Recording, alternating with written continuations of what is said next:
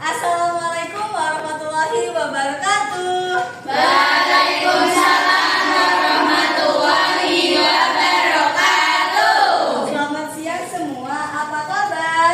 Alhamdulillah baik. Alhamdulillah. Akan lebih baik lagi kita memulai pembelajaran hari ini dengan membaca basmalah bersama-sama. Bismillahirrahmanirrahim.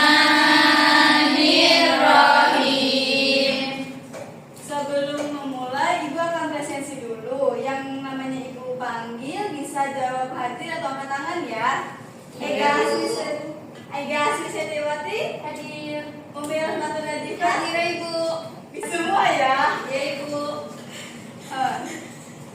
Nah,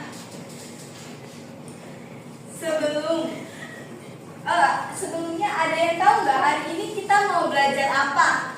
Struktur dan fungsi sel. Iya, betul sekali. Nah, untuk pembelajaran hari ini, Ibu mempunyai empat tujuan pembelajaran. Tujuan pembelajaran yang pertama itu peserta didik diharapkan mampu menyebutkan bagian-bagian utama sel. Yang kedua, peserta didik itu diharapkan mampu menjelaskan fungsi organel serta seperti membran sel, inti sel, sitoplasma, mitokondria, dan lainnya. Juga peserta didik diharapkan mampu menjelaskan hubungan fungsi antar organel dalam mendukung kehidupan sel. Tujuan pembelajaran yang terakhir itu ada peserta didik diharapkan mampu menyimpulkan peran sel sebagai unit terkecil kehidupan.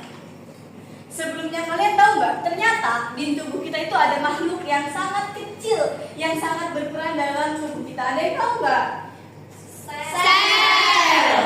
Wah, bagus sekali, sudah tahu, berarti sudah mempelajari materi yang akan kita pelajari hari ini. Sebelumnya Ibu punya video, kalian akan menonton videonya tersebut.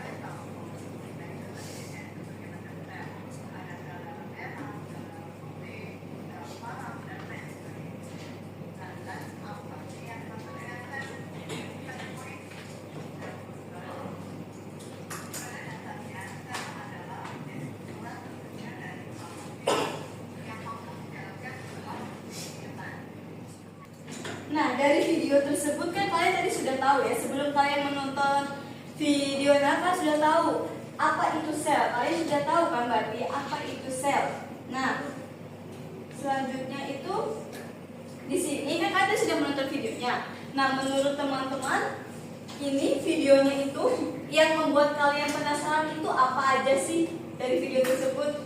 Inti sel. Terus apa lagi? Mitokondria. Kalian sangat penasaran ya terhadap videonya. Nah, lagi punya pertanyaan lagi. Nah, kan kita ini pasti pernah terluka. Kenapa sel itu dia turut bisa membantu dalam proses penyembuhan luka? Ada yang tahu? Tidak ada yang tahu. Oke, nah untuk menjawab pertanyaan Ibu, kenapa sel itu berperan sangat aktif dalam proses penyembuhan luka? Di sini Ibu punya satu video lagi yang bisa menjawab pertanyaan Ibu tadi.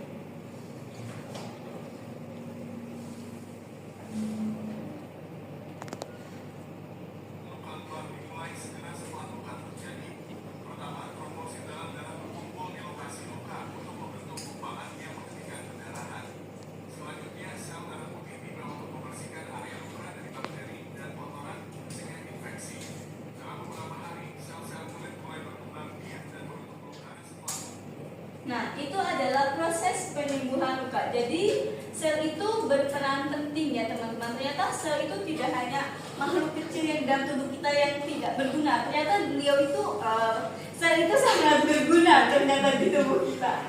Nah, menurut kalian bagian mana dalam sel yang terlibat dalam proses penyembuhan dari video tersebut? Inti sel. Betul.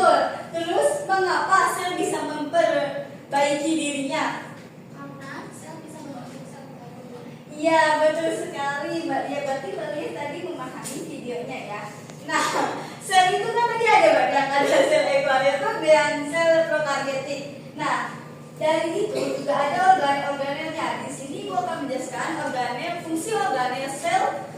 Yang pertama, fungsi organel sel itu organelnya ada 12. Nah, yang pertama itu ada membran sel. Membran sel itu yang berfungsi mengatur keluar masuknya zat secara selektif, melindungi sel dari lingkungan luar, menjadi tempat komunikasi melalui reseptor, serta menjaga bentuk dan kestabilan sel. Lalu organel yang kedua itu ada sitoplasma. Sitoplasma itu merupakan medium tempat organel berada dan bergerak, menjadi lokasi berlangsungnya berbagai reaksi metabolisme sel. Lalu yang ketiga ada inti sel. Inti sel atau nukleus itu mengontrol seluruh aktivitas sel, menyimpan DNA sebagai materi genetik, mengatur proses pembelahan sel, dan mengendalikan sintesis protein.